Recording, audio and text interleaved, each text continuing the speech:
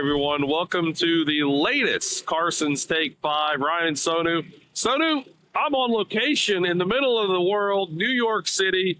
There is Radio City. This is Avenue of Americas. I'm circling around. You can see there's where I'm going to get some food from that food truck later, probably. Get some chicken and rice. Yeah, and you are, what's the word? Not hungover. You're not hungover. You're jet lagged from India, right? Exactly. I'm still getting over jet lag. Yeah, I sent him a text. I said, Sonu, let's go ahead and do the take 5. He's like, I fell asleep already, but well, anyway. So we're going to do this.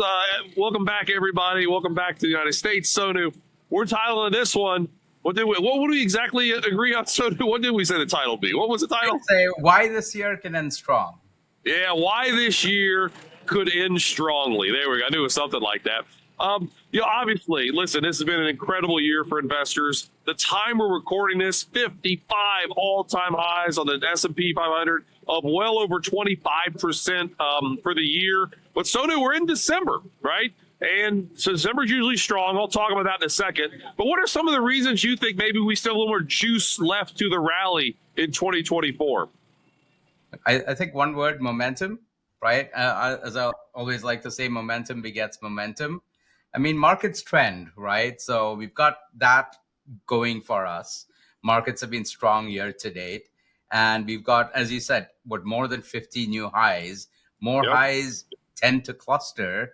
One new high tends to be followed by yet another new high. I mean, it's just the way the markets go.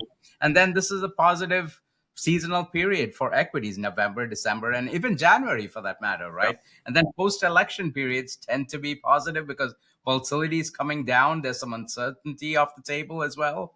And so all of that is, tailwind, or all of those are tailwinds for the market. Yeah, I'll just say this. December is here.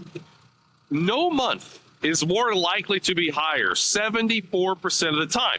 But it gets better in an election year. Sonu, 9 of the last 10 election years. So that's going back 40 years. December has been higher in 9 of the last 10 election years.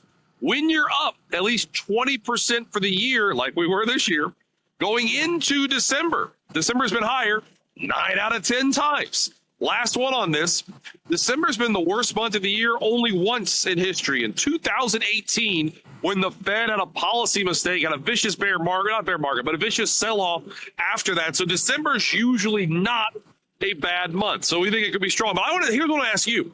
We have another Fed meeting coming up, I guess, in 2 weeks or so? Could we have another 2018-like moment where the market sells off hard because the Fed does something the market doesn't want? No, this time, look, I think that's a big difference. The Fed is everyone expects the Fed to cut. I think the probability of another 0.25% cut is about 75% right now. And I think that's fair. I think it's more likely than not. I would say maybe 80% chance that the Fed cuts.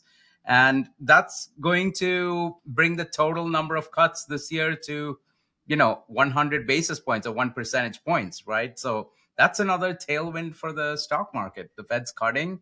That's like you said, that's very different from what happened in 2018. Well, that's good. Also, Sonu, I guess this week, we've got like another minute or so. We had some manufacturing data that looked like manufacturing was maybe trying to bottom. You've been all over the fact manufacturing has been disappointing, but parts of the economy strong. What's your take on that manufacturing data we've seen the last couple of days? I think that's positive as long as it stabilizes, right? It's still not in a very good place, but as long as I'll put it this way, it's not getting worse, right? Maybe that's a positive. There you go. But what we need for that is more rate cuts. We need interest rates to go down because that's what will prompt more investment. The other side is we need the dollar to weaken, right? The dollar being strong makes our exports, American goods more expensive for foreign markets. And that's a headwind for U.S. exporters and manufacturers. So if the dollar weakens a little bit, which again is tied to the Fed as well, if the Fed continues to cut, I think the dollar weakens from here on out, as opposed to, going up as it has over the last 2 months, right? And that's going to be positive for manufacturing and exporters really in the United States. No, I like it. I'm sure you can't hear it, but you know the Mariah Carey song, "All I Want Oh for yeah, Christmas yeah. Is You." Literally, like That's I hear great. it like right next to me. It's kind of perfect given given where I am right now. We've kind of hit the 5 minute mark of the latest Carson's Take Five. Any like quick version of maybe something else that could push us higher? You think before this year is over? Some more good news, let's say, Sonu.